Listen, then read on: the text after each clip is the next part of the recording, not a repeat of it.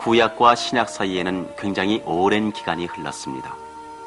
즉, 구약 성경이 완성된 지 400년 가까이 지난 다음에 신약 성경이 시작됐던 것입니다. 그러면 그 400년 동안 유대인들은 어떻게 지냈을까요?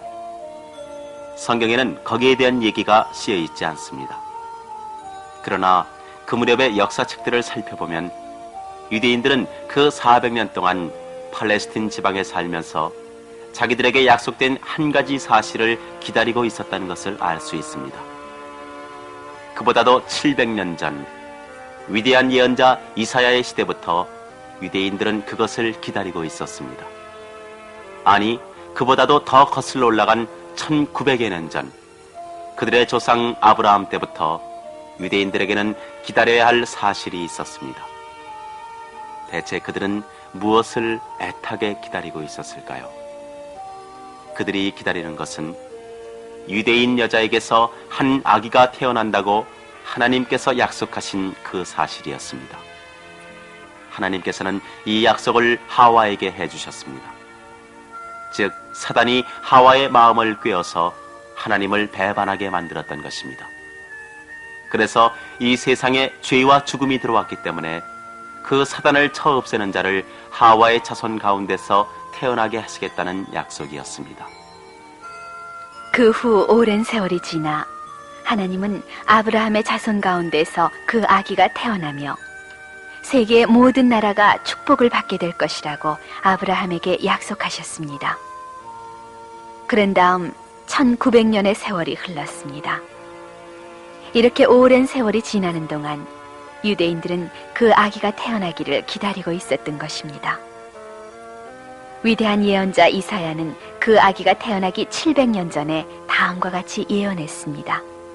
우리를 위하여 태어날 한 아기, 우리에게 주시는 아들, 그 어깨에는 주권이 메어지겠고 그 이름은 탁월한 경륜과 용사이신 하나님, 영원한 아버지, 평화의 왕이라 불릴 것입니다.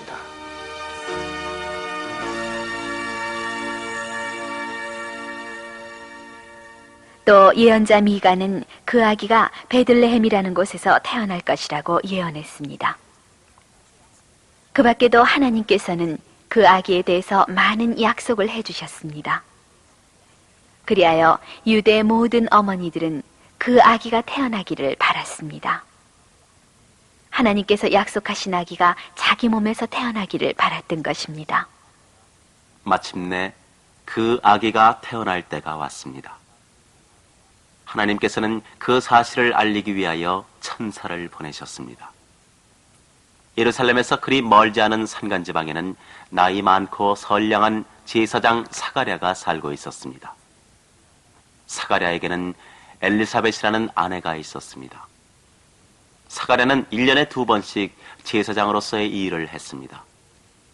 사람들이 하나님께 예배를 드리려고 성전에 왔을 때 마침 사가랴는 자기 차례가 되어 성소에 들어가서 제단 위에 향을 피우는 일을 맡게 되었습니다. 그런데 이 늙은 제사장 부부에게는 한 가지 걱정거리가 있었습니다.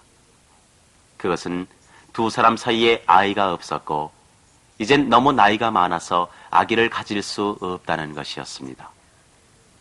하루는 사가랴가 제단에서 향을 피우다가 문득 고개를 들었더니 제단 오른편에서 눈부신 빛이 비치며 그곳에 천사가 서 있었습니다.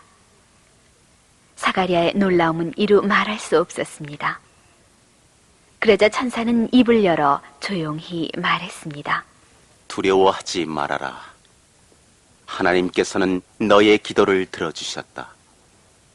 너의 아내 엘리사벳이 아들을 낳을 것이니 아기의 이름을 요한이라 하라.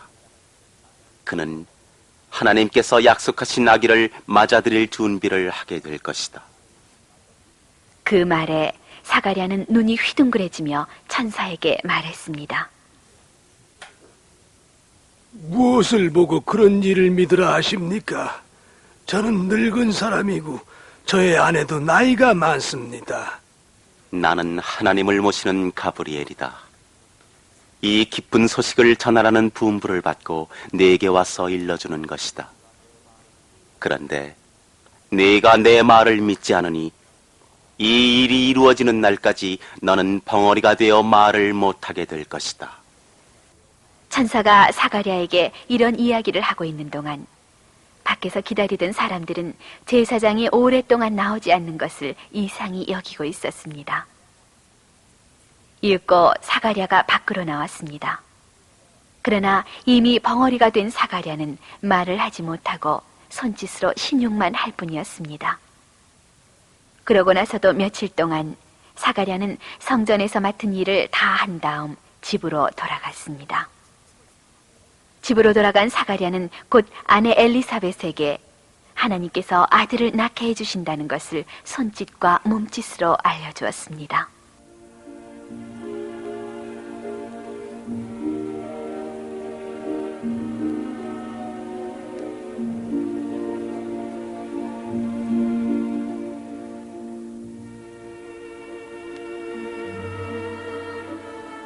나사렛이라는 곳에 마리아라고 하는 마음씨 고운 처녀가 살고 있었습니다.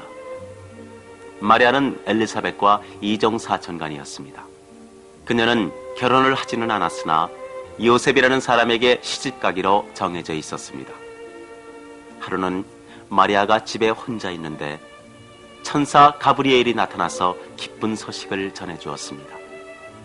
그것은 마리아가 하나님의 은총을 받은 여자이기 때문에 하나님께서는 다른 어떤 여자에게도 내리신 적이 없는 최고의 영예를 마리아에게 내려주신다는 것이었습니다.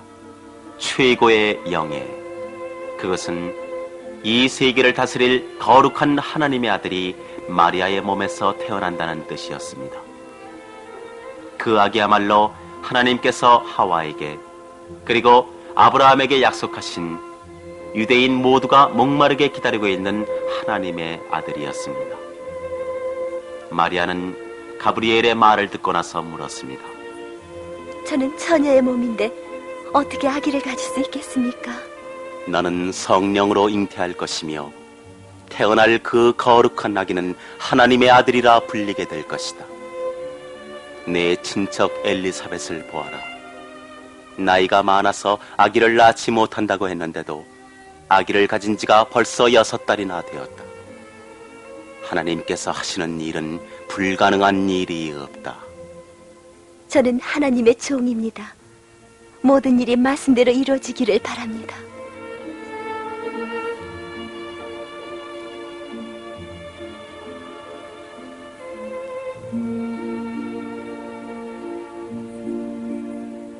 천사의 이야기를 듣고 난 마리아는 기뻐서 한시바삐 누구에게든 이 사실을 알려주고 싶어졌습니다. 마리아는 멀지 않아 엘리사벳도 아들을 낳게 될 것이라는 천사의 말이 생각나서 곧 산간지방에 살고 있는 엘리사벳을 찾아갔습니다.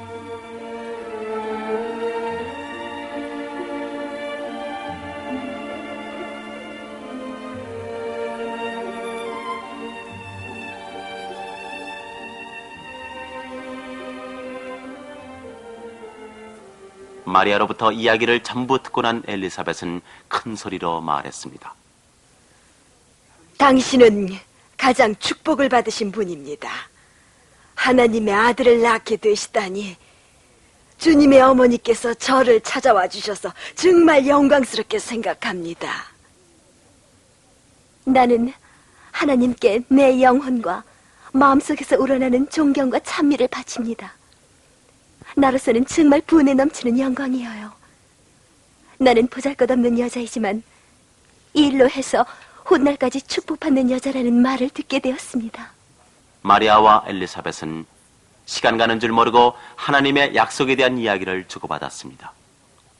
그리하여 마리아는 엘리사벳의 집에서 3달이나 머문 뒤 자기 집으로 돌아갔습니다. 그 후 마리아는 태어날 아기가 입을 옷을 만드는 등 부지런히 출산 준비를 했습니다.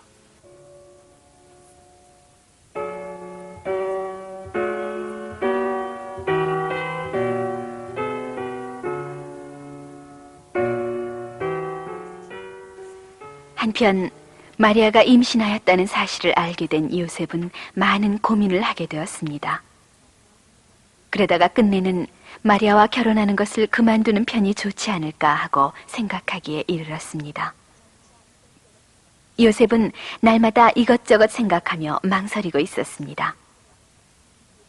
그러던 어느 날 밤, 요셉은 이상한 꿈을 꾸었습니다.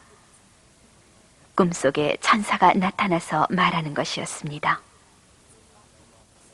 망설일 것 없이 마리아와 결혼하여라.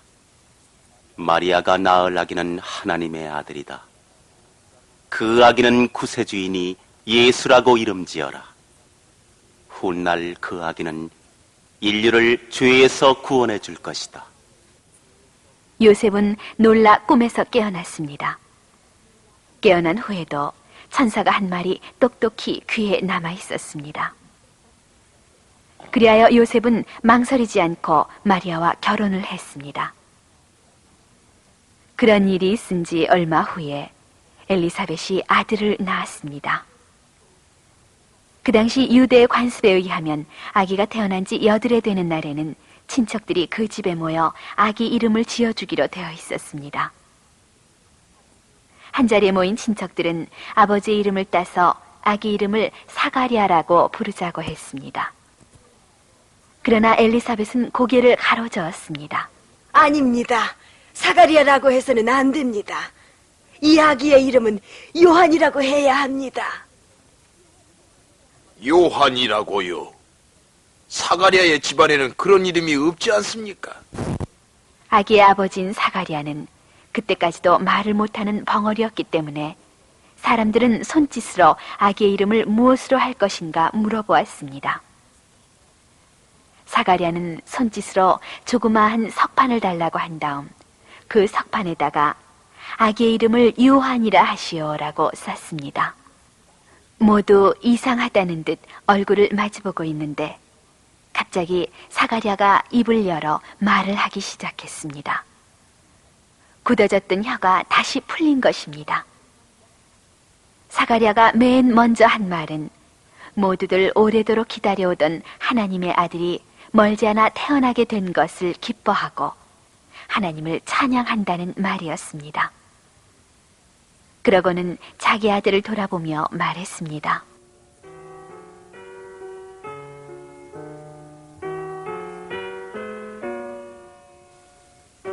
너는 지극히 높으신 하나님의 예언자가 되며 주님의 길을 예비할 것이다. 요한의 몸과 마음은 날로 굳세게 자라났습니다. 이윽고 어른이 되자 하나님의 아들이 이 세상에 오셨다는 것을 널리 전할 임무를 다하기 위하여 거친 벌판에 나가 몸과 마음을 단련했습니다.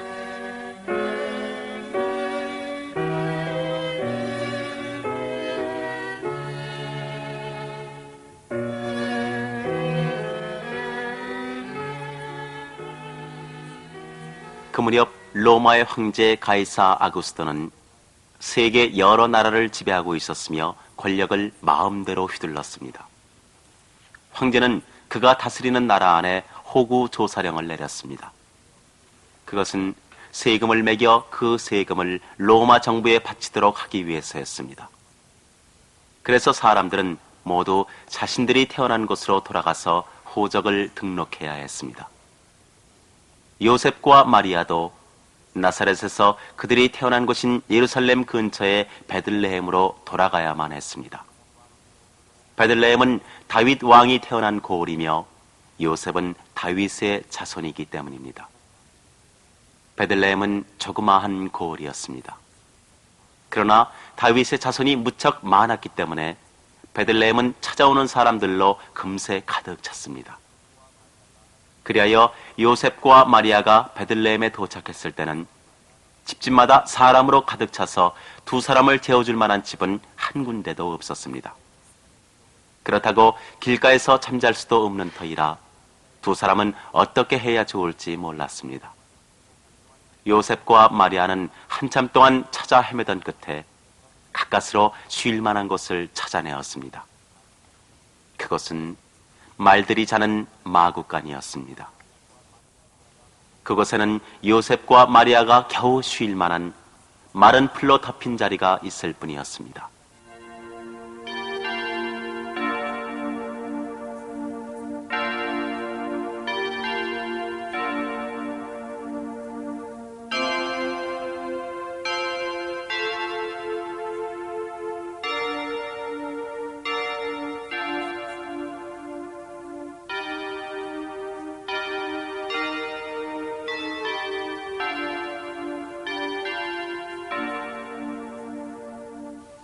구세주 하나님의 아들이 마리아의 몸에서 태어난 것은 바로 그날 밤이었습니다.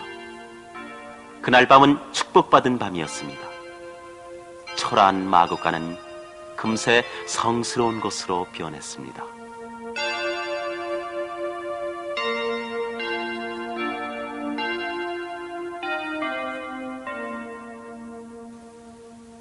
마리아의 기쁨은 이루 말할 수 없었습니다. 아기를 품에 꼭 껴안으며 이 아기가 자기의 아들이자 곧 거룩하신 하나님의 아들이라고 생각했을 때 마리아의 가슴은 사랑과 두려움으로 벅차올랐습니다. 마리아는 이 갓난아이가 훗날 이 세상 모든 사람의 구세주가 될 것을 생각하며 사랑이 가득한 눈으로 아기를 바라다 보았습니다. 이윽고 마리아는 말구유 속에 보드라운 짚을 깔고 그 위에 아기를 조심스럽게 눕혔습니다. 어느 나라에서든지 왕자가 태어나면 방방곡곡 기쁨의 종소리가 울려 퍼지고 소리 높여 나팔을 불며 병사가 말을 몰아 왕자가 태어난 기쁨을 널리 알리는 법입니다. 그와 마찬가지로 하나님의 아들이 이 세상에 태어났을 때도 그 소식을 알려주는 이들이 있었습니다. 그것은 말을 모는 사람도 아니고 나팔을 불어대는 사람도 아니었습니다. 눈부신 빛에 감싸인 거룩한 천사들이었습니다.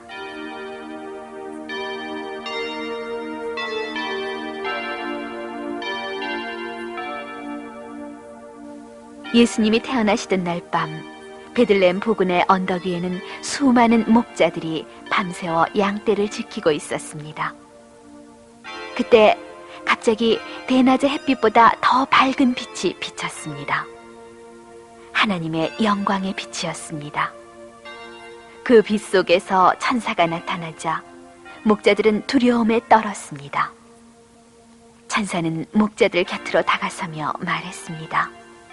두려워하지 말아라. 나는 너희에게, 아니 모든 사람들에게 기쁜 소식을 전하러 왔다. 오늘 밤 다윗의 고을에 구세주 그리스도가 태어나셨다. 갓난아기는 강보에 쌓여 구유에 누워있다. 그것이 바로 그분을 알아보는 표이다. 천사의 말이 끝나자 하늘에 수많은 천군 천사들이 나타나서 하나님을 찬양하는 노래를 불렀습니다.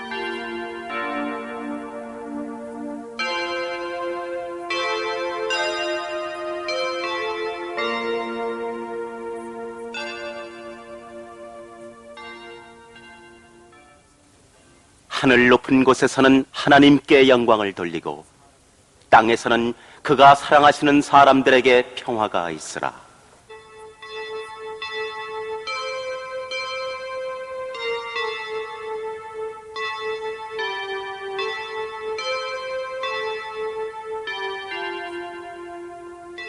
하나님의 영광은 천지를 뒤덮고 있었습니다. 마치 하늘을 가리우고 있던 덮개가 벗겨진 것 같았습니다. 목자들은 넋을 잃은 듯 바라보고 있었습니다. 양떼를 돌보는 것도 잊어버리고 천사를 쳐다보며 노랫소리에 귀를 기울이고 있었습니다. 아름다운 광채, 거룩한 천사들, 황홀한 노랫소리. 지금까지 그 어느 나라의 왕자가 태어났을 때도 이처럼 수많은 천사들이 나타나서 알려준 적은 없었습니다. 천사들의 노랫소리는 사람들을 죄와 죽음에서 구하기 위해 구세주가 태어났다는 것을 찬양하는 노래였습니다. 천사들의 모습이 사라지자 목자들도 제정신으로 돌아왔습니다. 목자들은 말했습니다. 자, 어서 베들레헴으로 가서 하나님께서 알려주신 구세주를 뵙자. 그들은 베들레헴을 향해 걷기 시작했습니다.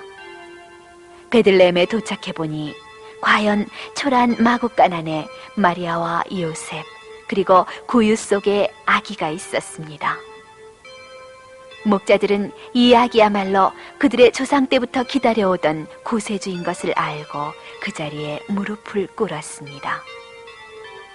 그리고 양떼가 있는 곳으로 되돌아가면서도 목자들은 방금 겪은 일이 너무나 신기하여 가슴이 벅차올랐습니다. 그들은 만나는 사람마다 아름다운 천사가 나타나서 하나님의 말씀을 전해주었다는 것을 이야기하고 하나님을 찬양했습니다. 8회째 되는 날, 아기는 천사가 말한 대로 예수라고 이름 지어졌습니다.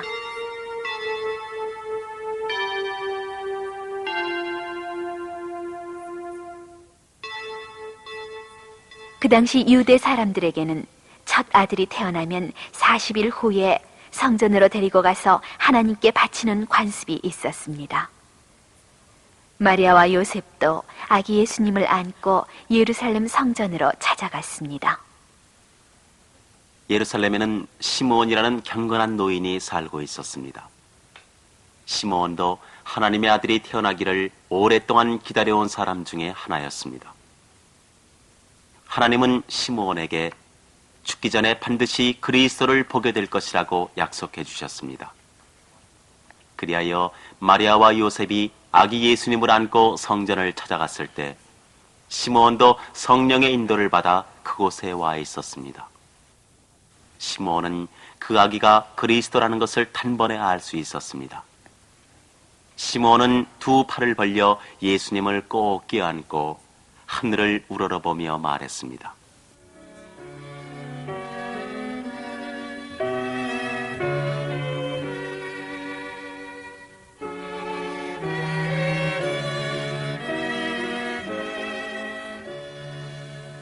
하나님, 이제 저는 죽어도 한이 없습니다.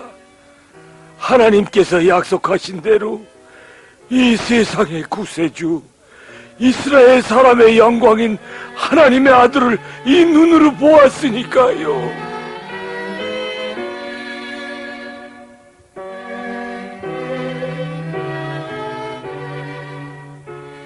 이 성전에는 날마다 성전을 떠나지 않고 기도드리며 하나님을 섬기는 안나라는 여자 예언자가 있었습니다. 그 여자도 마침 그곳에 있다가 아기 예수님을 보았습니다.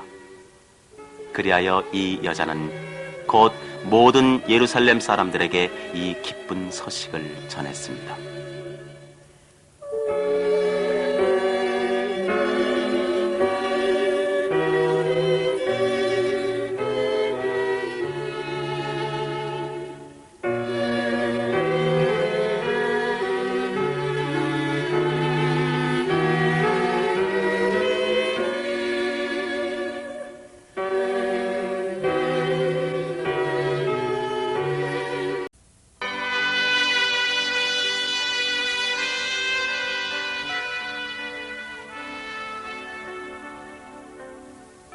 예수님이 태어난 지 한 달이 지나도 마리아와 요셉은 아직 고향인 나사렛으로 돌아가지 않았습니다. 호적 등록을 하는 일이 끝나지 않았거나 아니면 아직 예수님이 너무 어려서 여행을 하는 것이 무리라고 생각했는지도 모릅니다. 이렇게 마리아와 요셉이 베들레헴에 머물러 있는 동안 색다른 일이 일어났습니다. 옛날 동방, 지금의 소아시아 지방에는 별을 연구하는 박사들이 있었습니다.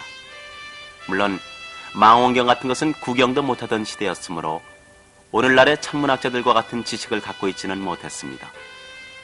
그래도 천체에 대해 많은 공부를 하여 수많은 별의 위치도 알고 있었으며 별의 움직임에 대해서도 아는 것이 많았습니다. 박사들이 살던 곳은 유대 나라의 동쪽 바사 부근으로 추측됩니다. 바사 지방은 공기가 맑아서 밤하늘에 반짝이는 별이 아름답게 보였을 것입니다.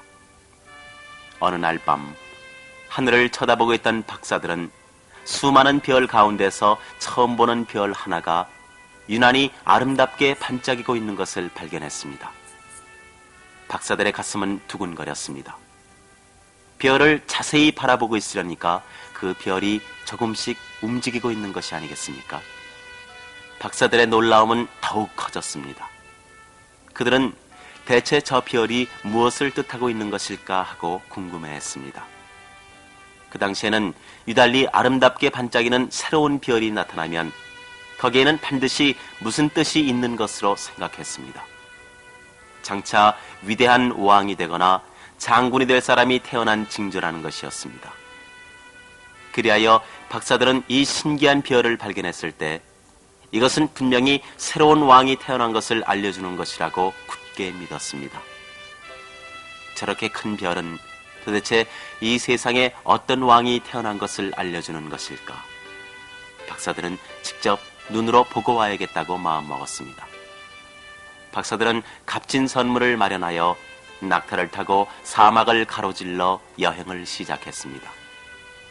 더운 낮에는 잠을 자고 밤이 되어 시원해지면 별을 따라 여행을 계속했습니다. 이윽고 박사들은 예루살렘에 도착했습니다. 거리의 사람들은 옷차림이 훌륭한 박사들을 신기한 듯 바라보았습니다. 무엇을 하는 사람들일까? 어디서 왔을까? 거리에 들어선 박사들은 낙타를 멈추고 길 가는 사람에게 물었습니다. 유대인의 왕으로 나신 분이 어디 계시오? 우리는 동방에서 별을 보고 그것을 알았지요. 그래서 그분에게 경배하러 이렇게 찾아온 것입니다. 그 말을 들은 사람 가운데 한 명이 곧장 헤롯 왕의 궁전으로 달려가서 이런 일을 알려주었습니다. 말씀드리겠습니다. 방금 이곳 예루살렘에 나그네 몇 사람이 낙타를 타고 와서 길 가는 사람을 붙잡고 유대에 새로운 왕이 태어났다고 하는데 그분이 어디 계시느냐고 물었습니다. 그 사람들의 말인즉 동방에서 별을 보고 알게 되어 그분을 뵈러 왔다고 합니다. 헤롯 왕은 그 말을 듣자 얼굴을 찌푸렸습니다. 자기 아들도 아닌 사람이 이 유대의 왕이 된다는 것은 당치 않은 일이라 생각했던 것입니다. 헤롯 왕은 곧 대제사장들과 학자를 불러 모아 명령했습니다. 성경에는 그리스도가 어디서 태어난다고 했는지 조사하여 보라. 대제사장들과 학자들은 성경을 연구하는 것이 일이었기 때문에 그러한 것은 잘 알고 있었습니다. 그리스도께서는 베들레헴에 태어나실 것입니다. 성경에는 유대 땅 베들레헴아, 너는 결코 유대의 고을 중에서 가장 작은 고을이 아니다. 내게서 한 다스리는 자가 나와 내 백성 이스라엘의 목자가 될 것이다 라고 쓰여져 있습니다. 이 말을 들은 헤롯 왕은 곧 나그네들을 불러오게 하여 그 별을 본 것이 언제 일이냐고 물었습니다.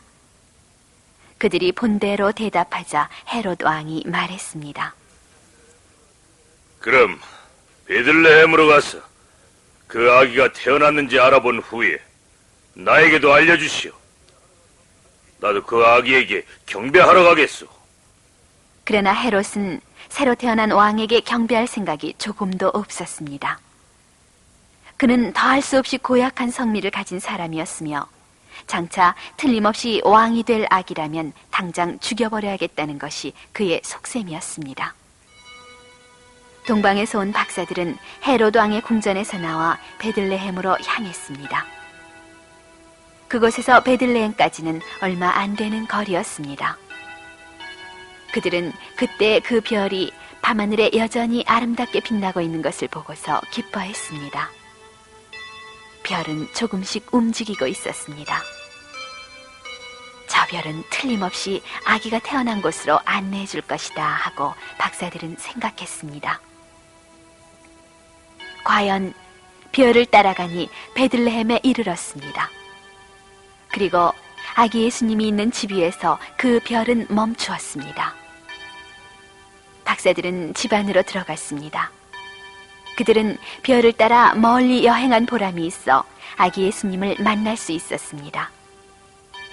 그들은 아기에게 무릎을 꿇고 절을 했으며 가지고 온 황금과 유향과 몰약을 예물로 바쳤습니다. 이렇게 하여 박사들은 아기 예수님이 있는 곳을 알아냈지만 헤롯 왕에게로 돌아가서 보고하지는 않았습니다. 하나님께서는 예수님을 지키기 위해 박사들의 꿈에 나타나셔서 헤롯 왕에게로 가서는 안 된다고 알려주셨던 것입니다. 그리하여 박사들은 왔던 길과는 다른 길로 자기들의 나라에 돌아갔습니다. 박사들이 돌아간 다음 하나님의 천사가 요셉의 꿈에 나타나서 요셉에게도 알려주었습니다. 곧 아기와 아기 어머니를 데리고 이곳을 떠나 애굽으로 가라. 그리고 내가 일러줄 때까지 돌아오지 말아라. 헤롯이 아기를 찾아 죽이려 하고 있다.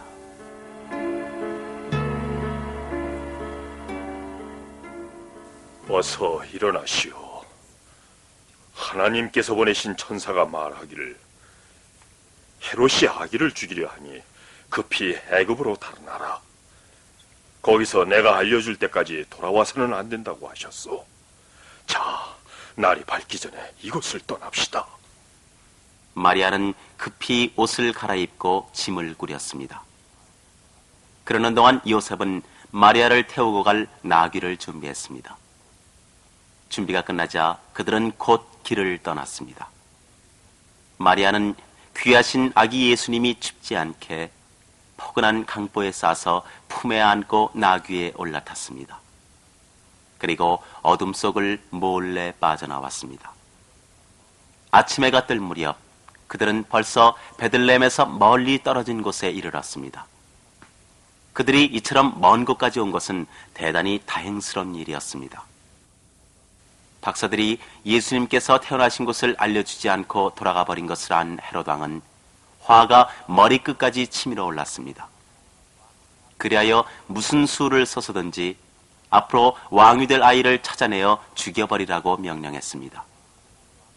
그러나 왕이 될 아이를 찾아내지 못하자 헤롯은 베들레헴의 어린이 가운데서 2살 이하의 사내 아이는 모두 죽이라고 명령했습니다. 이렇게 하면 앞으로 왕이 될 아이도 틀림없이 죽일 수 있을 것이라고 생각했던 것입니다.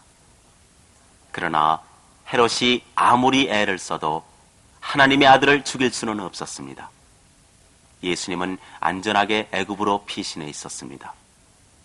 예수님은 바람에 흔들리는 종려나무 그늘에서 어머니 품에 안겨 있었던 것입니다. 밝은 애굽의 태양은 예수님이 무사히 피신해 온 것을 기뻐하듯 비춰주고 있었습니다.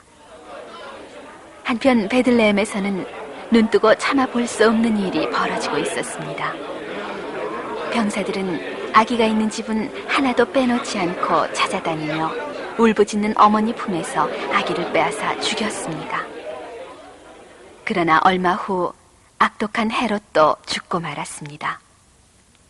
헤롯이 죽고 나자 천사가 다시 애굽에 있는 요셉의 꿈속에 나타나서 말했습니다.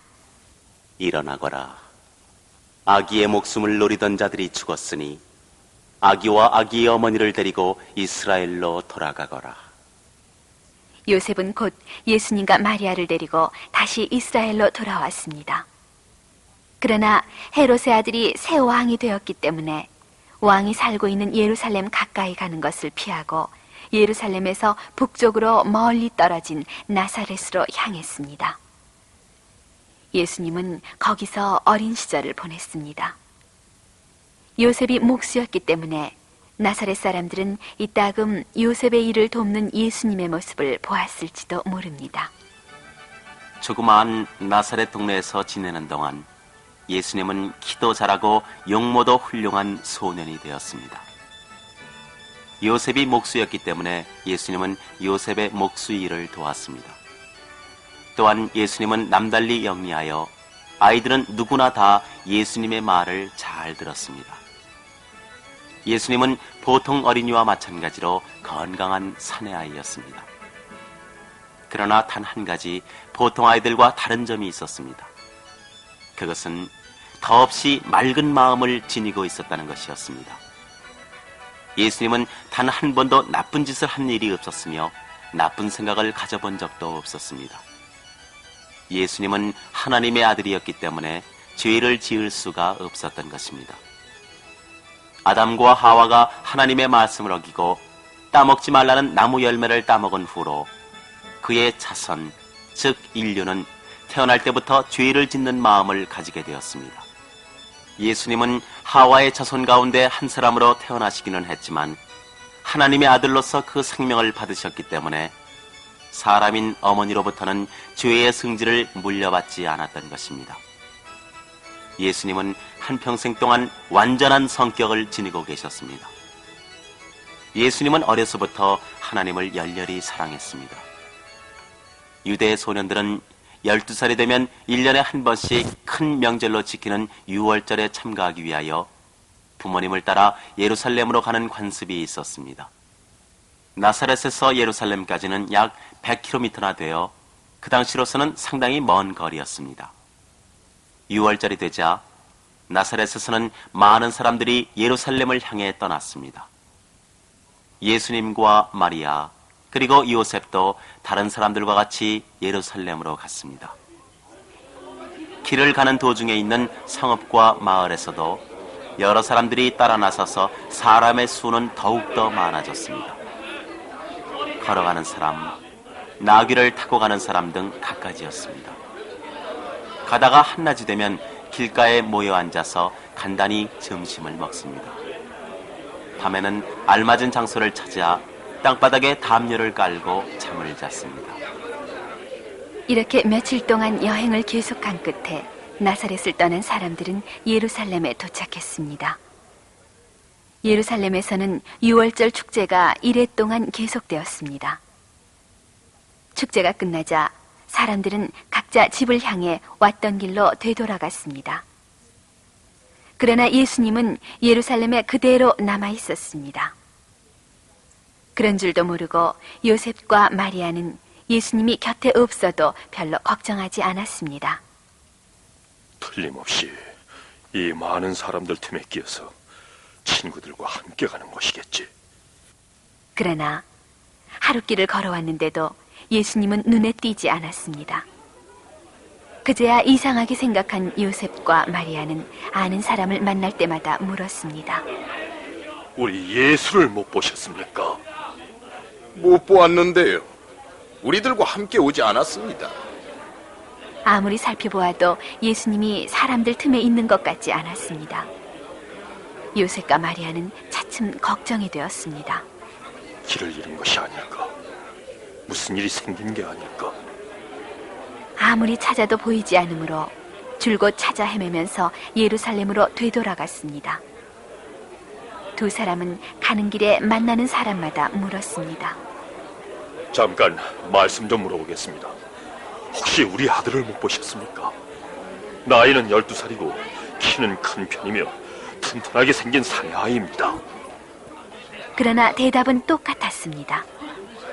예수님을 보았다는 사람은 한 사람도 없었습니다.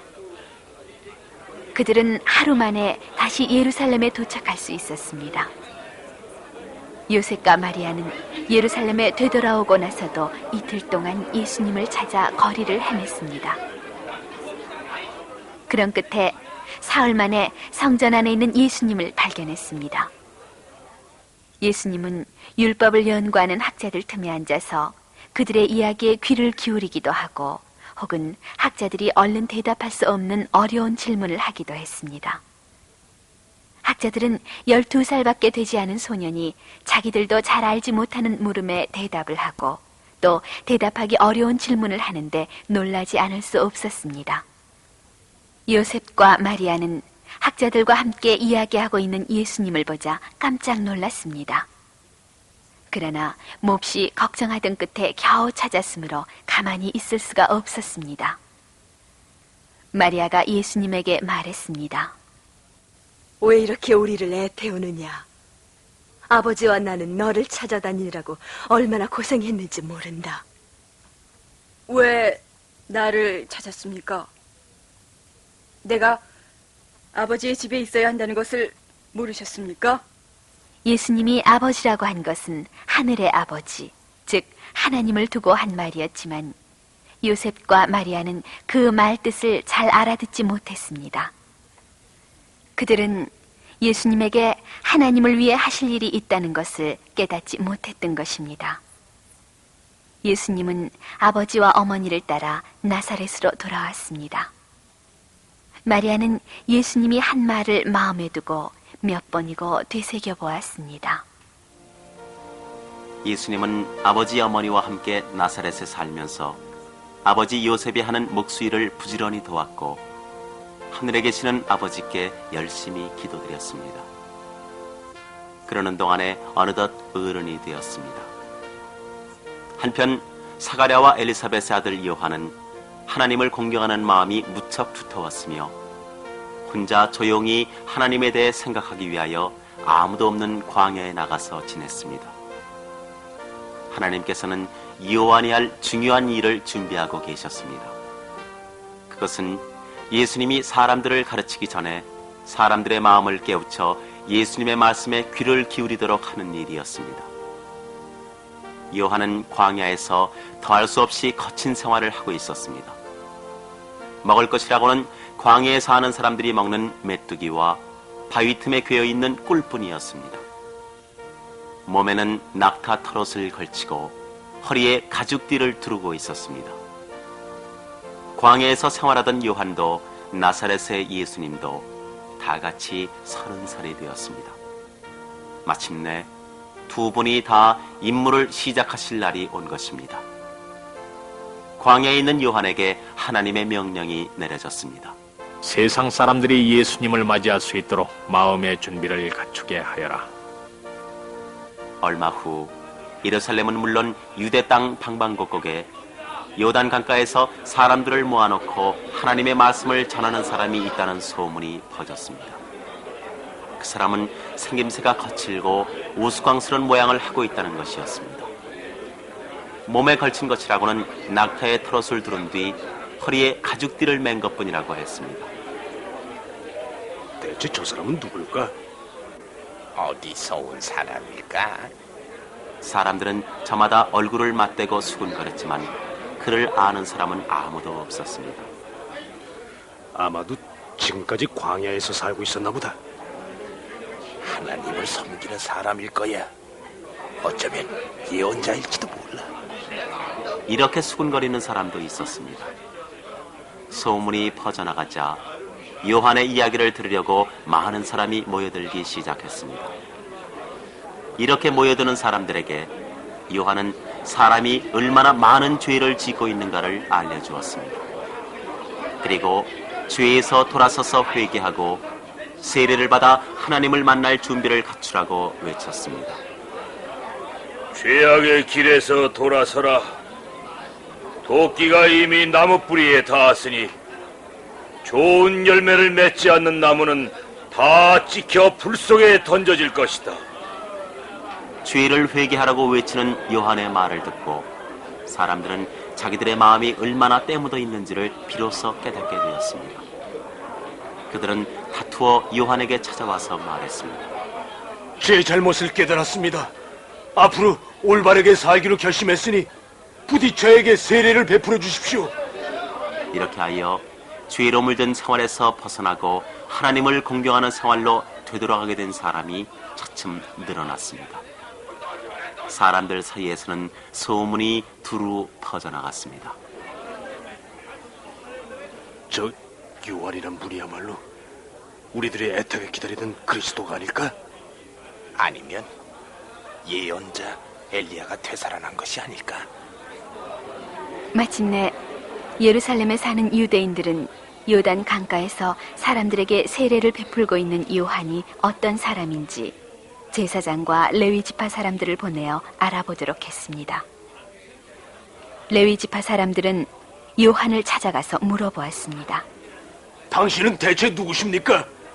우리들이 기다리고 있는 그리스도가 아니십니까? 아니요. 나는 그리스도가 아닙니다. 그렇다면 엘리야입니까? 엘리야도 아니요. 대체 당신은 누구십니까? 우리들은 그것을 알아보려고 이렇게 찾아왔습니다. 그럼 말하겠소. 나는 주의 길을 닦고 바르게 하라 하고 광야에서 외치는 자입니다. 그리고 자기 뒤에 오실 분은 자기보다 몇 배나 더 훌륭하며 자기는 그분의 신발끈을 풀어드릴 만한 자격조차 없다고 설명해 주었습니다. 그분이란 바로 예수 그리스도를 두고 하는 말이었습니다. 다음 날 요한이 사람들을 모아놓고 설교를 하고 있는데 예수님이 오셨습니다. 그리고 다른 사람들과 함께 요한으로부터 세례를 받았습니다. 예수님이 세례를 받으시고 물에서 밖으로 나오자 갑자기 하늘이 열리며 성령이 비둘기 모양으로 예수님 위에 내려앉았습니다.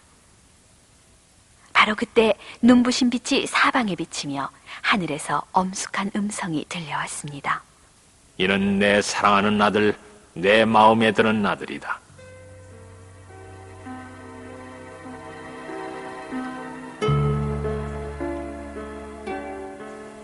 그 자리에 모였던 사람들의 놀라움이란 이루 다 말할 수 없었습니다. 그들은 일제히 존경하는 마음으로 예수님을 바라보았습니다.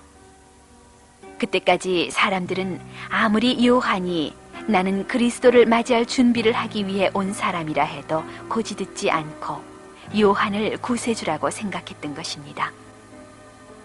사람들이 넋을 잃고 바라보자 요한이 말했습니다. 보라, 이분이야말로 세상의 모든 죄를 대신 지기 위해 오신 하나님의 어린 양이다. 내 뒤에 보다 더 훌륭한 분이 오신다고 한 것은 바로 이분을 두고 한 말이었다. 나도 지금까지 그분이 누군지 알지 못했다. 그러나 하나님께서는 성령이 비둘기 모양을 하고 그 머리 위에 내려앉는 것을 보거든 그인 줄 알라고 말씀하셨다. 나는 지금 내 눈으로 그 광경을 보았다. 이분이야말로 바로 하나님의 아들 예수님이시다. 사람들은 집으로 돌아가자 이 신기한 일에 대해서 이야기하느라고 시간 가는 줄 몰랐습니다. 그리스도가 오시기를 애타게 기다리던 사람들로서는 세상에 더없이 기쁜 날이었습니다.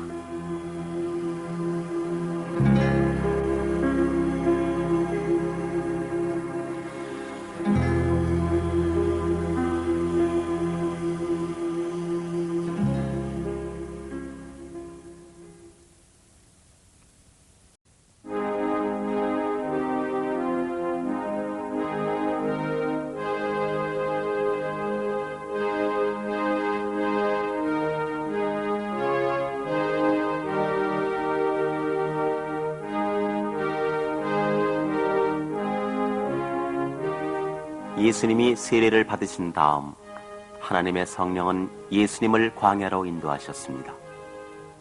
광야는 들짐승이 우글거리는 곳이었습니다.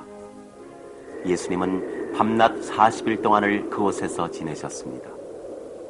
예수님은 그동안 아무것도 잡수시지 않아 몹시 배가 고프셨습니다. 예수님이 이처럼 허기져 있는데 마귀가 나타났습니다. 예수님을 유혹하려고 온 것입니다. 마귀는 예수님이 어느 모로보나 흠잡을 데 없이 완전하며 하나님의 아들이자 마리아의 아들로 태어나신 분이라는 것을 알고 있었습니다. 뿐만 아니라 예수님이 사람들을 죄와 죽음에서 구하려고 이 세상에 오셨다는 것도 알고 있었습니다. 그 죄와 죽음은 마귀가 아담과 하와를 유혹하여 하나님을 배반하도록 만들었기 때문에 이 세상에 생겨난 것이었습니다. 그러니만큼 마귀는 무슨 수를 써서든지 예수님을 시험하여 자기 꾀임에 빠지도록 할 작정이었습니다. 마귀는 먼저 예수님이 몹시 허기져 있다는 약점을 이용하려 들었습니다. 당신이 정말로 하나님의 아들이거든 이 돌을 빵으로 만들어 허기진 배를 채우는 것이 어떻겠소? 하나님께서는 사람이 빵으로만 사는 것이 아니라 하나님의 입에서 나오는 모든 말씀으로 사는 것이라고 하셨다. 사람에게 무엇보다도 필요한 것은 하나님의 말씀이다. 마귀는 다른 방법으로 예수님을 시험해 보기로 했습니다. 그리하여 예수님을 예루살렘 성전 꼭대기로 데리고 갔습니다. 당신이 하나님의 아들이거든 여기서 뛰어내려 보시오. 성경에 보면 하나님께서 천사들을 시켜 당신의 발이 돌에 부딪히지 않도록 떠받들게 해주신다 라고 쓰여져 있어. 그러나 성경에는 주님이신 너희 하나님을 시험하지 말라고 쓰여 있다. 그래도 짓궂은 마귀는 예수님을 놓아주지 않았습니다. 이번에는 예수님을 높은 산으로 데리고 올라갔습니다. 그곳에서는 세상 모든 나라를 한눈에 내려다볼 수가 있었습니다. 마귀는 예수님에게 말했습니다. 여기서 바라볼 수 있는 세상의 모든 나라와 영광은 나의 것이오. 만약 당신이 꿇어 엎드려 나에게 절을 한다면 이 모든 것을 드리겠소. 마귀를 몰아내기 위해 이 세상에 오신 예수님이 마귀에게 절을 하다니 당치도 않은 말이었습니다. 예수님은 마귀를 향해 호령하셨습니다. 마귀야, 물러가라. 성경에는 주님이신 너희 하나님을 경배하고 그분만을 섬기라고 쓰여 있다. 예수님이 이 모든 유혹을 물리쳐버리자 마귀는 하는 수 없이 예수님 곁을 떠나고 말았습니다. 예수님은 마귀를 이기셨습니다. 그러나 지치고 허기져서 몸을 가누기도 어려웠습니다. 그러자 하늘에서 천사가 내려와 예수님을 부축하며 시중을 들었습니다.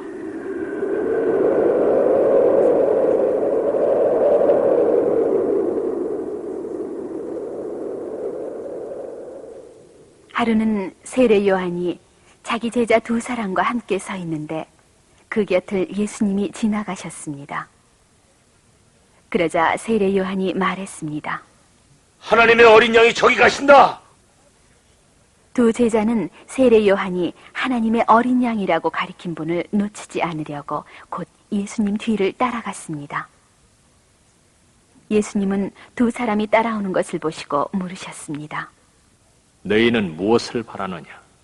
선생님께서는 어디 살고 계십니까? 나를 따라와 보아라.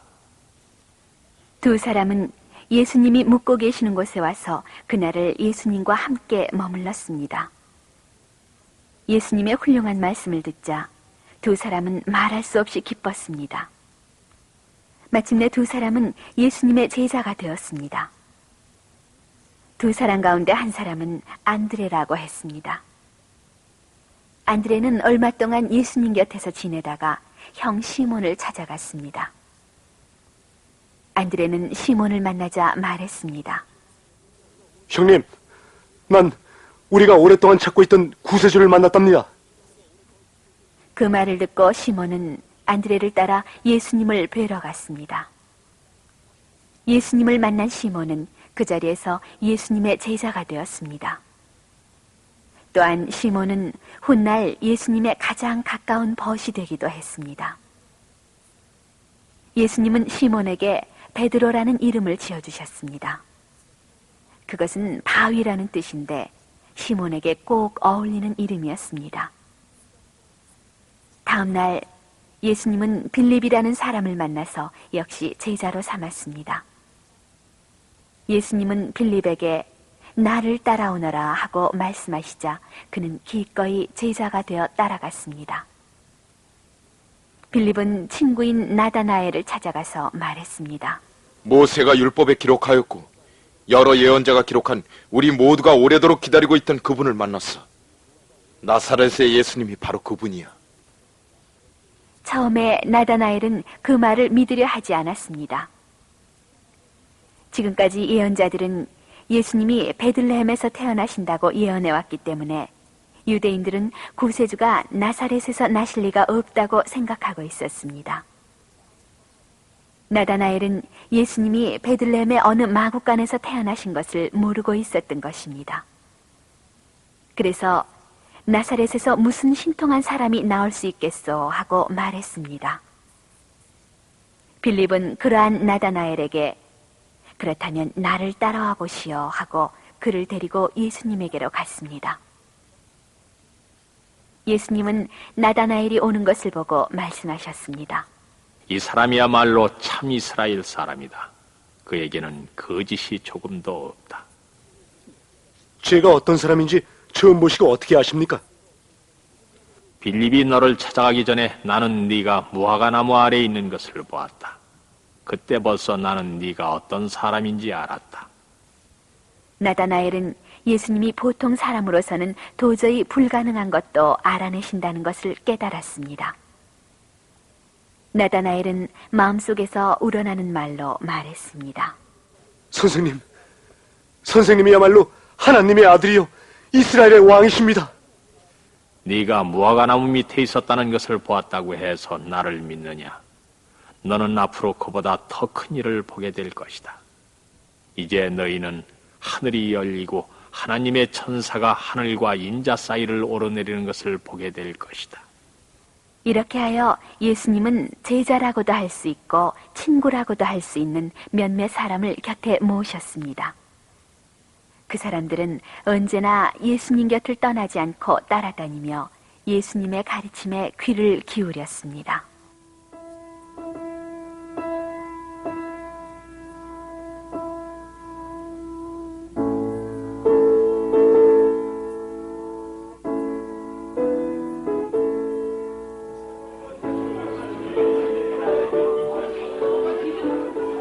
나사렛에서 조금 떨어진 곳에 가나라고 하는 조그마한 마을이 있었습니다. 이 두 마을은 이웃하고 있었기 때문에 사람들도 자주 오고 가며 서로 친하게 지내고 있었습니다.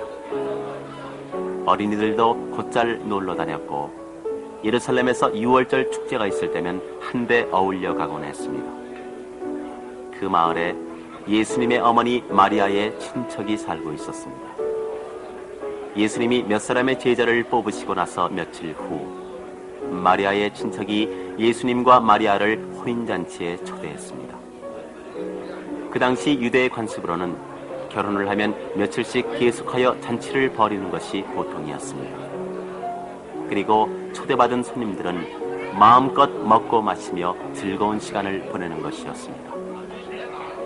그 잔치에는 예수님과 제자들을 비롯하여 수많은 손님들이 초대를 받고 모여들었습니다. 그런데 예상했던 것보다 더 많은 손님들이 찾아왔습니다. 이렇게 많은 손님들이 찾아오고 보니 곤란한 일이 생겼습니다. 손님들을 대접할 포도주가 잔치가 끝나기도 전에 떨어지고 만 것입니다. 손님 대접을 하고 있던 사람들은 어떻게 해야 할지 몰라서 당황해하고 있었습니다. 마리아는 곧 그 눈치를 채었습니다. 마리아는 전부터 자기 아들이 보통 사람과는 달리 신기한 힘을 지니고 있다는 것을 알고 있었기 때문에 이럴 때는 아들의 힘을 비는 수밖에 없다고 생각했습니다. 마리아는 곧 예수님에게 가서 말하고는 하인에게 일렀습니다. 이 집에 포도주가 떨어졌구나. 무엇이든지 이분이 시키는 대로 하여라. 마리아는 예수님이 반드시 어려움을 도와주시리라 믿었던 것입니다. 마침 그곳에는 큼직한 돌 항아리가 6개 놓여 있었습니다. 유대인은 식사를 하기 전에 손발을 씻는 관습이 있었기 때문에 언제나 항아리에 물을 가득히 담아두는 것이 보통이었습니다. 예수님은 하인들에게 그 항아리에 맑은 물을 가득히 부으라고 분부하셨습니다. 하인들이 시키는 대로 하자 예수님은 다시 말씀하셨습니다. 이제는 항아리에 담긴 물을 그릇에 퍼담아 가지고 잔치 맡은 이에게 가져가라. 하인들은 틀림없이 항아리에 물을 담았습니다. 그런데 지금 그릇으로 떠낸 것은 물이 아니었습니다. 그것은 틀림없는 포도주였습니다. 이처럼 신기한 일을 보고 하인들이 놀란 것은 말할 나위도 없는 일이었습니다. 잔치 맡은 이는 손님들에게 음식을 대접하기 전에 먼저 자기가 맛을 보아야 합니다. 하인들은 그에게 포도주를 가지고 갔습니다. 그러나 그 포도주가 어디서 났는지는 이야기하지 않았습니다. 잔치 맡은 이는 하인들이 갖다 준 포도주를 한 모금 마셔보더니 주인을 보고 감탄했습니다. 어느 집에서든지 처음에는 좋은 포도주를 내놓았다가 손님들이 취하면 그보다 못한 것을 내놓게 마련인데 이 집에서는 아직까지 좋은 포도주가 있다니 정말 놀라운 일이요. 이 기적은 예수님이 신기한 힘을 지니고 계신다는 증거였습니다. 그러나 예수님은 사람을 돕기 위해서가 아니면 그러한 힘을 쓰시지 않았습니다. 이 일은 예수님이 행하신 첫 번째 기적이었습니다. 그리고 제자들은 이 일을 통해 예수님이 보통 사람으로는 할 수 없는 일을 하실 수 있다는 것을 처음으로 알게 되었습니다. 이 광경을 본 제자들은 예수님이 나다나엘에게 이제 더 큰 일을 보게 될 것이다 라고 하신 말씀이 머리에 떠올랐습니다. 이로 인해 제자들은 예수님을 더욱 열심히 믿게 되었습니다.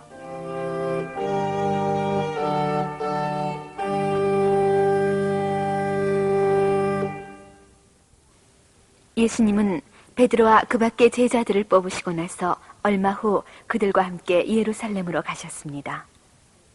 때마침 6월절이 시작될 무렵이어서 그 축제에 참가하기 위한 사람들이 줄지어 예루살렘으로 향하고 있었습니다.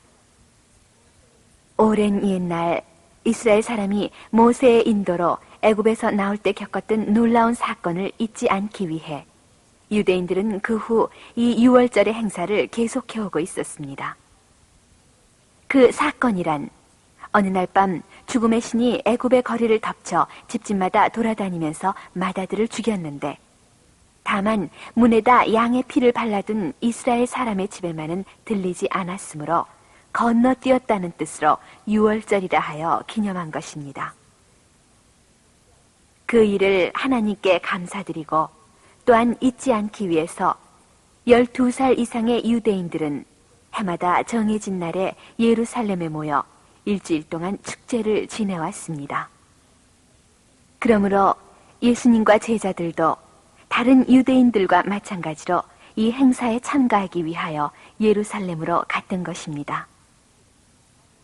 예수님은 성전, 즉 아버지의 집을 찾아가는 것이 무척 기뻤습니다.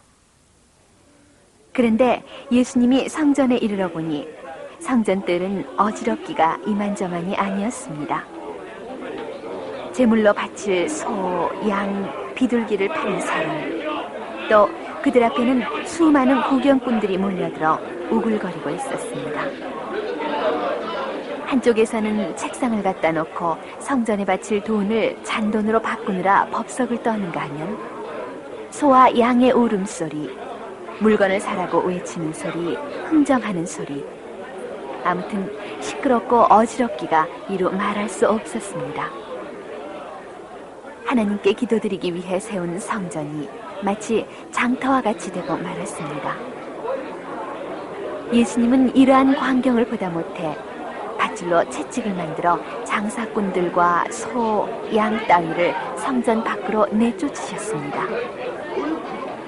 돈을 쌓아둔 책상을 뒤집어 엎고 비둘기를 파는 장수들에게도 빨리 이곳에서 물러가라고 명령했습니다. 다시는 내 아버지의 집을 장사하는 집으로 만들지 말라. 그러자 화가 난 유대인들은 예수님에게 대체 무슨 권리가 있어서 이런 짓을 하느냐고 대들자 예수님이 그들을 보시고 대답했습니다. 이 성전을 허물어 보아라.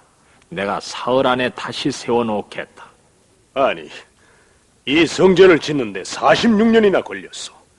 그것을 당신은 사흘이면 다시 세워놓겠다는 거요. 그러나 예수님은 말의 참뜻을 알아듣지 못하는 사람들에게 더 이상 아무 말씀도 하시지 않았습니다. 이때 예수님이 말씀하신 성전이란 예수님 자신의 몸을 뜻하는 것이었습니다. 예수님은 유대인들에 의해 십자가에 못 박히지만 사흘 만에 다시 살아나신다는 뜻으로 말씀하신 것입니다. 그러나 이때는 제자들까지도 예수님이 그러한 뜻으로 말씀하신 줄을 몰랐으며 훗날 예수님이 죽었다가 부활하신 다음에야 이 말씀을 생각하게 되었습니다. 예수님이 예루살렘에 머무르시는 동안 많은 사람들이 그의 가르침을 듣고 신자가 되었습니다. 예수님은 병든 사람의 몸을 만지시기만 해도 혹은 만지시지 않고서도 병을 낫게 하셨습니다. 예수님이 하나님의 아들이라는 것을 믿는 사람들이 점점 많아졌습니다. 그러한 사람들은 예수님의 제자들로부터 세례를 받았습니다. 예수님을 믿는 사람들 가운데는 이전에 세례 요한으로부터 세례를 받은 사람도 있었습니다.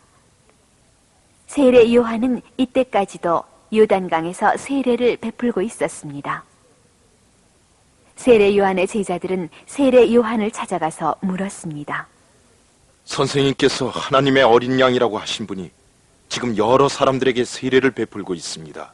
우리들 가운데에도 그분을 따르는 사람이 많은데 괜찮겠습니까? 그러자 세례 요한은 나는 너희들에게 나는 그리스도가 아니다 하고 말한 일이 있다. 나는 그분이 오신다는 것을 알리기 위해 이 세상에 온 것에 지나지 않는다. 나는 그분이 오신 것을 진심으로 기쁘게 생각하고 있다. 나는 땅에서 태어났지만 그분은 하늘에서 보내신 분이시다. 하나님은 그분을 우리들에게 보내어 하나님의 말씀을 우리들에게 전해주신다. 아버지신 하나님은 그분을 사랑하고 계신다. 하나님의 아들을 믿는 사람은 영원한 생명을 얻을 수 있지만 믿지 않는 사람은 영원한 생명을 얻을 수 없을 뿐만 아니라 영원히 하나님의 심판을 받아야 한다고 다 일러주었습니다.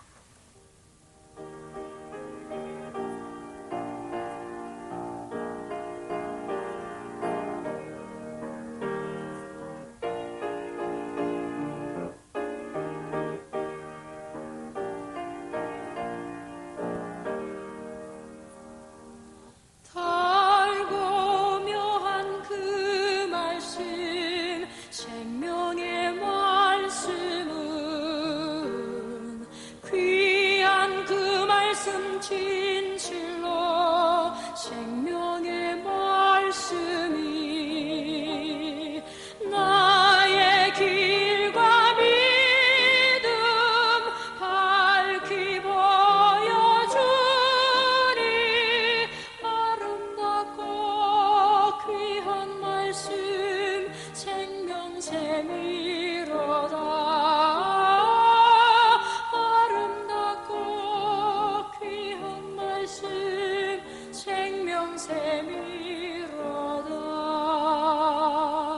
귀한 그 말씀 내 노래 제목이 되도다.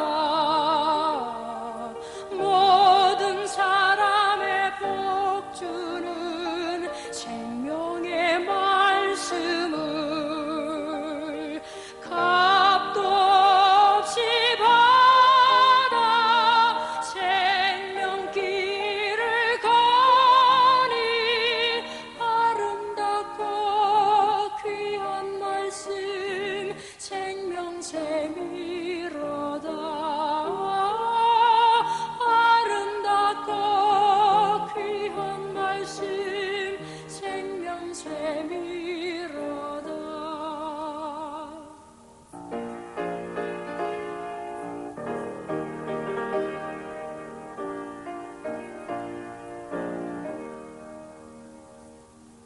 널리 울리고 퍼지는 생명의 말씀은 마음의 용서와 평안을 골고루 주나니 다만 예수 말씀 들어 복을 받네.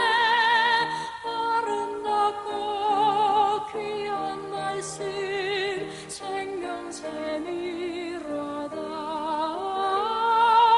아름답고 귀한 말씀 생명샘이로다.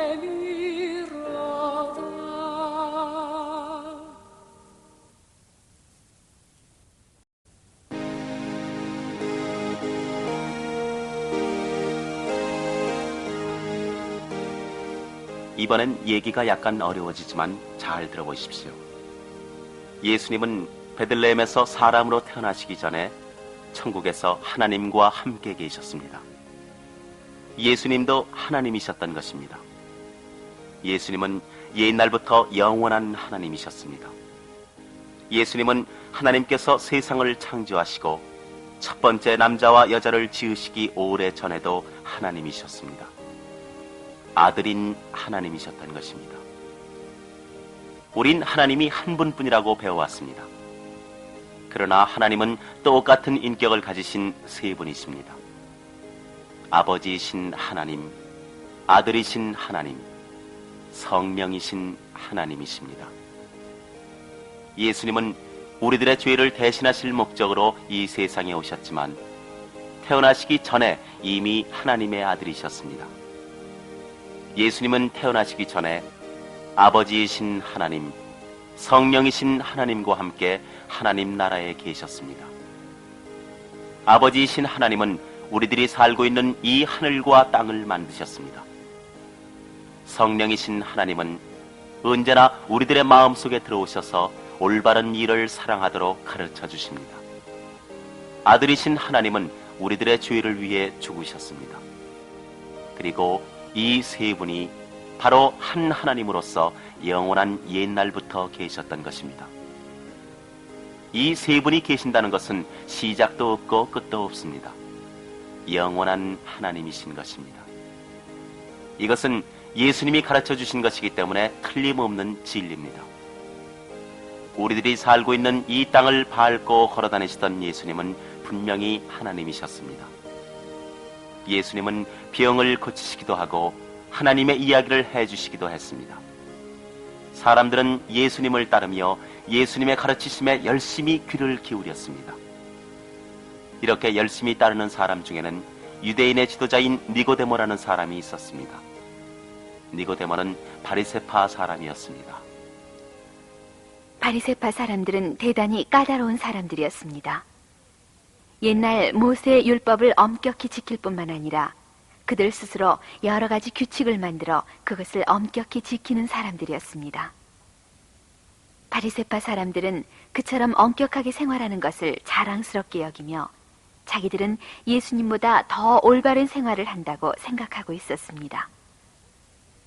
그런 만큼 예수님의 말씀에는 귀를 기울이려 하지 않았습니다. 그런 바리새파 사람들 중에서 니고데모만은 다른 생각을 가지고 있었습니다. 니고데모는 예수님의 가르침을 듣고 기적을 보고 하는 동안에 예수님이 어떤 분인지 알고 싶어졌습니다. 그러면서도 니고데모는 예수님과 이야기하는 것을 다른 바리새파 사람들이 보는 날엔 무슨 트집을 잡을지 모르기 때문에 떳떳이 예수님을 찾아갈 수가 없었습니다. 그럴수록 하나님에 관한 일, 하나님 나라에 대해서 잘 알고 계시는 듯한 예수님을 만나 뵙고 여러 가지 물어보고 싶은 생각이 날로 더해져 갔습니다. 마침내 니고데모는 어느 날 밤 몰래 예수님을 찾아갔습니다. 그리고 예수님에게 말했습니다. 선생님, 전 선생님을 하나님께서 보내신 분으로 알고 있습니다. 하나님께서 함께 계시지 않고서야 누가 그런 기적을 행할 수 있겠습니까? 내 말을 잘 들어두어라. 누구든지 새로 태어나지 않으면 하나님의 나라를 볼 수 없다. 얼핏 생각하면 정말 이상한 대답입니다. 니고데모도 무슨 말인지 알아들을 수가 없었습니다. 니고데모는 하나님의 나라가 보고 싶었습니다. 그렇지만 니고데모는 어른입니다. 다시 태어나야 한다면 다시 어린이가 되어야 한다는 것일까요? 그러한 니고데모의 의문에 대해서 예수님은 이렇게 말씀하셨습니다. 물과 성령으로 다시 태어나지 않으면 아무도 하나님의 나라에 들어갈 수 없다. 그리고 예수님은 다음과 같은 내용의 말씀을 하셨습니다. 즉, 우리가 새로운 마음을 갖지 않으면 하나님의 아들, 딸이 될 수 없다는 것입니다. 새로운 마음은 우리가 예수님을 믿게 되었을 때 성령이 우리에게 주시는 것입니다. 그때 우리는 새로 태어나고 하나님의 아들, 딸이 되는 것입니다. 그러나 성령이 어떻게 우리들에게 새로운 마음을 불어넣어 주시는지는 알 수 없습니다. 그것은 마치 바람이 어떻게 하여 일어나는지 눈으로 볼 수 없는 것과 마찬가지입니다. 성경에는 하나님은 이 세상을 극진히 사랑하셔서 외아들을 보내주시어 그를 믿는 사람은 누구든지 멸망하지 않고 영원한 생명을 얻게 하려 하심이니라 라고 되어 있습니다. 예수님을 믿고 다시 태어나야만 한다는 것입니다. 니고데모는 대단히 착한 사람이었습니다. 하나님의 가르침도 잘 지켰습니다. 그러나 그것만으로는 하나님 나라에 들어가기에 아직도 부족합니다. 착한 사람이라든가 또는 착한 일을 했다는 것만으로서는 하나님 나라에 들어갈 자격이 있다고 할 수 없습니다. 성령이 우리들에게 새로운 마음을 주셔야만 하나님 나라를 볼 수 있는 것입니다. 니고데모는 이와 같은 예수님 말씀에 열심히 귀를 기울였습니다. 이렇게 훌륭한 말씀을 들어보기는 처음이었습니다. 그 자리에서 모두 다 이해할 수는 없었습니다. 그러나 집에 돌아온 후에도 몇 번이고 되풀이하여 생각해 보았습니다. 마침내 니고데모는 예수님을 믿게 되었습니다. 새로 태어나서 하나님의 아들이 된 것입니다.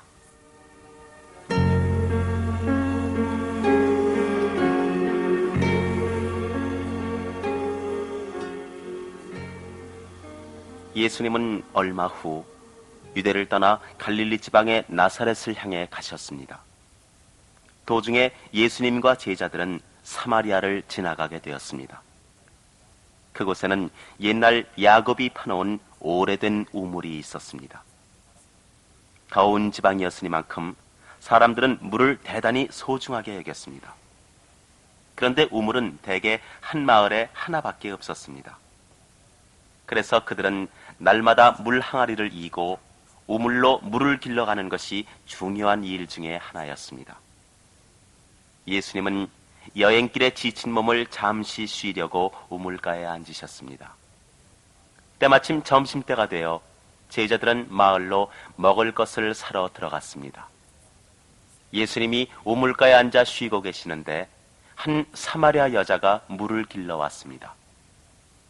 예수님은 피곤하셨을 뿐만 아니라 몹시 목이 마르셨습니다. 그래서 물을 길러온 여자에게 물을 좀 달라고 하셨습니다.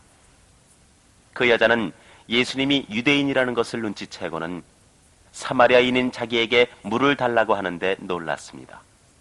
왜냐하면 사마리아인은 하나님에 대하여 전혀 관심이 없었으므로 유대인은 사마리아 사람을 몹시 싫어하고 있었기 때문입니다. 여자는 이상하다는 표정으로 예수님께 물었습니다. 당신은 제가 사마리아 여자라는 것을 알고 계시면서 어떻게 저에게 물을 달라고 하십니까? 만약 내가 누군지 안다면 너는 내게 생명의 물을 달라고 했을 것이다. 이 우물은 굉장히 깊고 선생님은 두레박도 가지고 있지 않은데 어떻게 생명의 물을 떠낼 수 있단 말입니까? 이 우물물을 마시는 사람은 다시 목마르게 되겠지만 내가 주는 물을 마시는 사람은 영원히 목마르지 않을 것이다. 내가 주는 물은 그 사람 속에서 생명이 되어 영원한 생명에 이르게 할 것이다. 예수님이 말씀하신 물이란 우리가 날마다 마시는 그 물이 아닙니다. 성령이 마음에 깃들고 그에 따라 마치 목마를 때 물을 마시면 온몸에 기운이 생겨나듯 성령에 의해 마음이 새로워진다는 뜻입니다. 그러나 여자는 예수님의 말 뜻을 잘 알아듣지 못했습니다. 선생님, 부디 저에게 그 물을 좀 주십시오. 그러면 다시는 목마르지 않고 또 여기까지 물을 길러오지 않아도 되니까요. 예수님은 자신이 보통 사람과 다르다는 것을 깨우쳐 주시기 위하여 그 여자가 평소에 어떻게 살고 있는가를 자세히 알아맞히셨습니다. 여자는 예수님이 아무도 모르는 자기의 생활을 너무나도 잘 알아맞히시기 때문에 깜짝 놀랐습니다. 처음 만나는 사람이 자기의 지나간 일까지 알고 있으니 신기한 일이 아닐 수 없었습니다. 과연 선생님은 예언자이십니다. 우리들의 조상은 언제나 저 산에서 하나님을 예배해 왔습니다. 그러나 유대인은 예루살렘에서 예배를 드려야 한다고 합니다. 대체 어느 쪽 말이 옳습니까? 예수님이 하시는 일은 언제나 사람들에게 하늘에 계시는 아버지 하나님에 대해서 가르쳐 주시는 일이었습니다. 지금 사마리아 여자로부터 이러한 질문을 받으시자 예수님은 좀 더 자세히 하나님에 대해 이야기해 주셨습니다. 사람들이 아버지께 예배드릴 때 이 산이다 또는 예루살렘이다 하고 굳이 장소를 가리지 않아도 될 때가 올 것이다.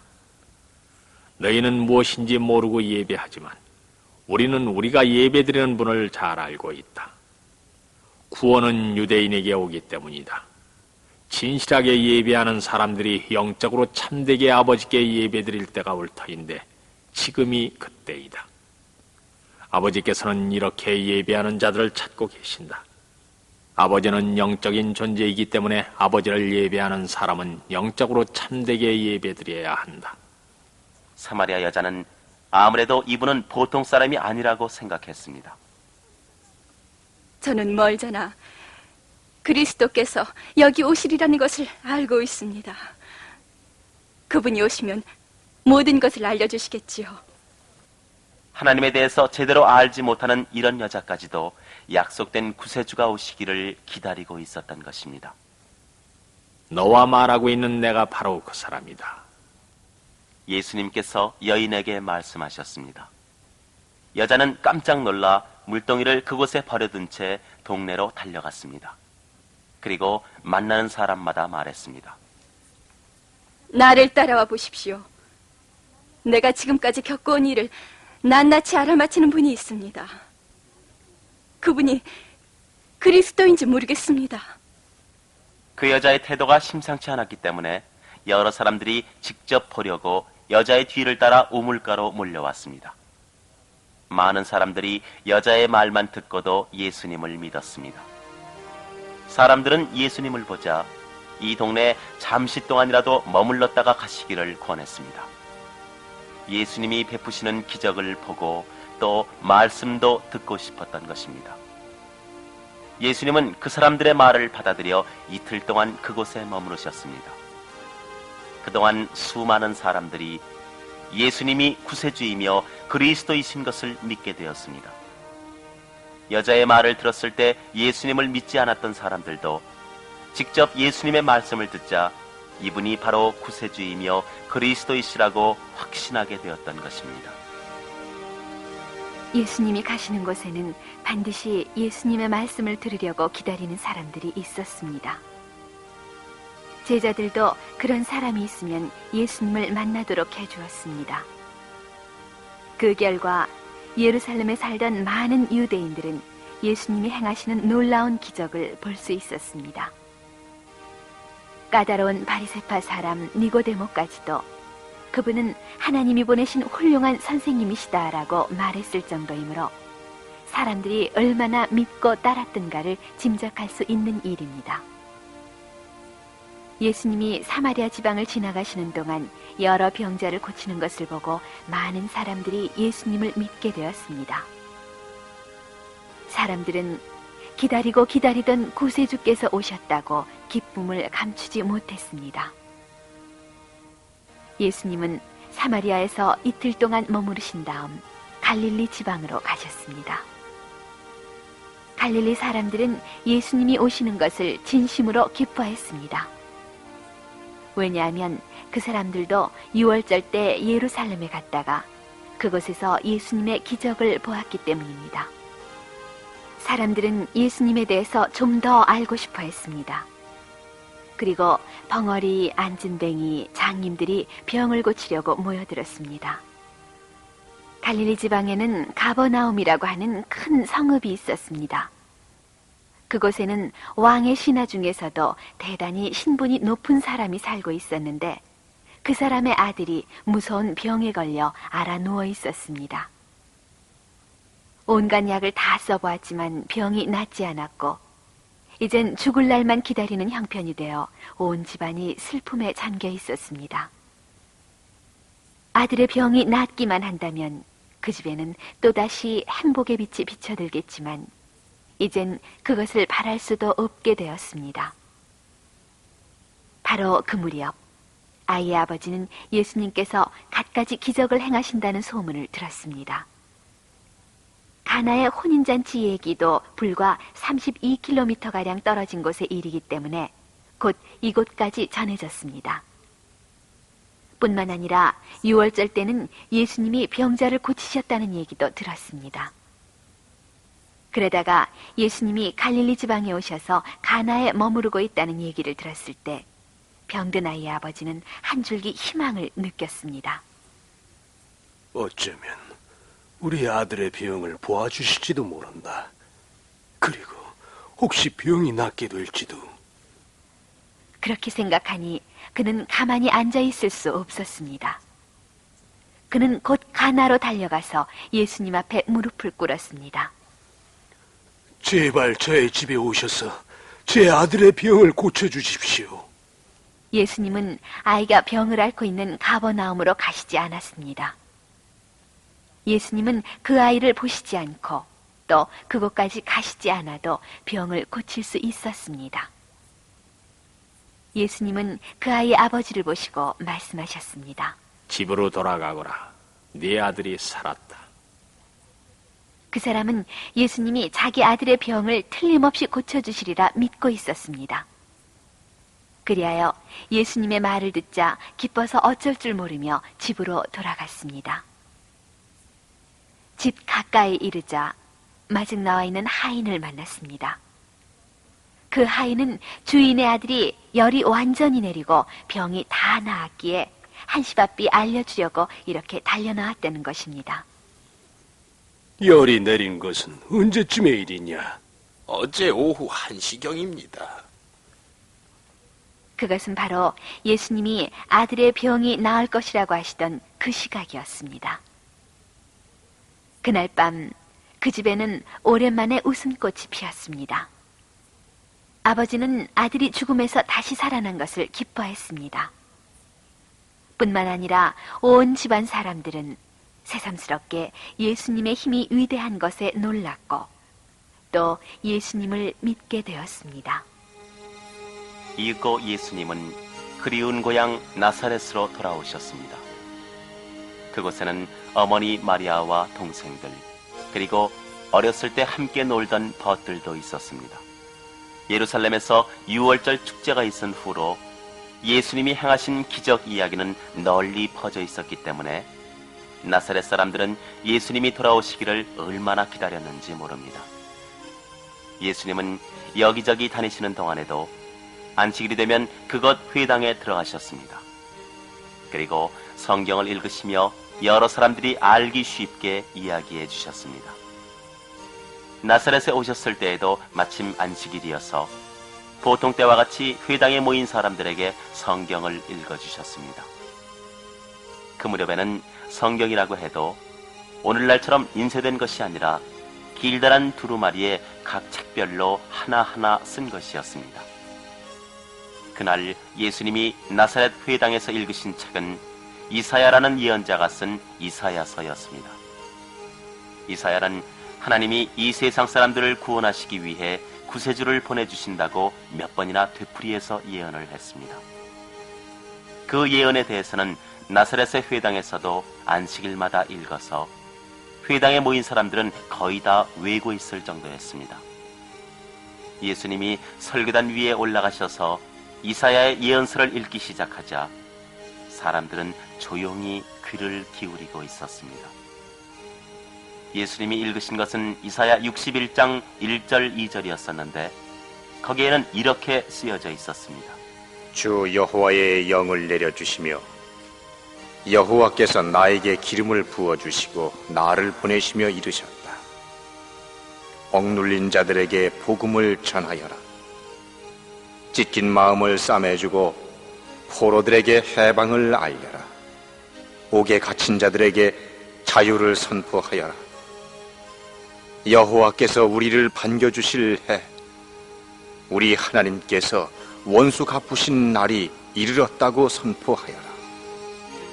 예수님은 읽으신 후에 두루마리로 된 성경을 말아서 시중 들던 사람에게 되돌려 주시고 자리에 앉으셨습니다. 그 당시에 설교는 앉아서 했습니다. 그러자 회당에 모였던 사람들의 눈이 일제히 예수님에게 쏠렸습니다. 사실 그들은 예수님의 가르침과 기적에 대한 소문을 들은 적이 있었습니다. 그래서 그들은 예수님에 대해 알고자 했습니다. 자리에 앉으신 예수님은 조용히 말씀하셨습니다. 지금 내가 읽은 이 말씀이 오늘 너희가 들은 이 자리에서 이루어졌다. 물론 그 말의 뜻은 예수님께서 억눌린 자들에게 복음을 전하고 찢긴 마음을 싸매주고 포로들에게 해방을 알리고 옥에 갇힌 자들에게 자유를 선포하는 사명을 하나님께로부터 받아가지고 오셨다는 것이었습니다. 그러나 사람들은 예수님의 말씀이 무엇을 뜻하는지 얼른 깨닫지 못했습니다. 마침내 그리스도는 이 고을에 오셨다. 그리스도는 우리 고을 출신이니까 이만저만한 명예로운 일이 아니야. 그분은 어렸을 때부터 서로 알고 지내는 사이니까. 아무튼 우리도 이제는 어깨를 펴고 다니게 됐어.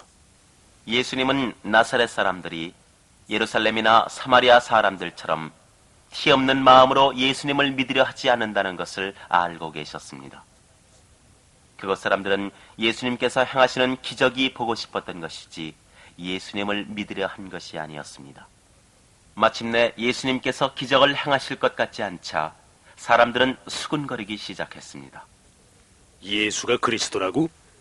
대단치도 않은 목수의 아들을 가지고 왜들 이렇게 야단일까? 저 사람의 아우나 어머니는 우리와 한 동네 사람이 아닌가? 우리들과 조금 더 다름없는 인간인데 무엇이 잘나서 자기가 그리스도라고 뽐내는 거야? 기적 하나 행하지 못하는 주제. 사람들은 험상궂은 얼굴로 예수님을 노려보기 시작했습니다. 마침내 사람들이 하나 둘 일어서더니 우르르 몰려들어 예수님을 회당 밖으로 끌어내어 더 이상 이야기하지 못하게 했습니다.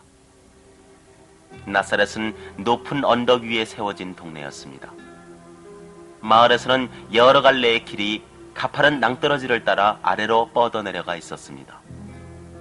화가 난 사람들은 예수님을 끌고 가서 낭떠러지 아래로 떨어뜨려 죽이려고 했습니다. 그러나 사람들의 힘으로는 하나님의 아들을 어쩌지 못했습니다. 예수님은 사람들 한가운데를 지나 그곳을 떠나셨습니다.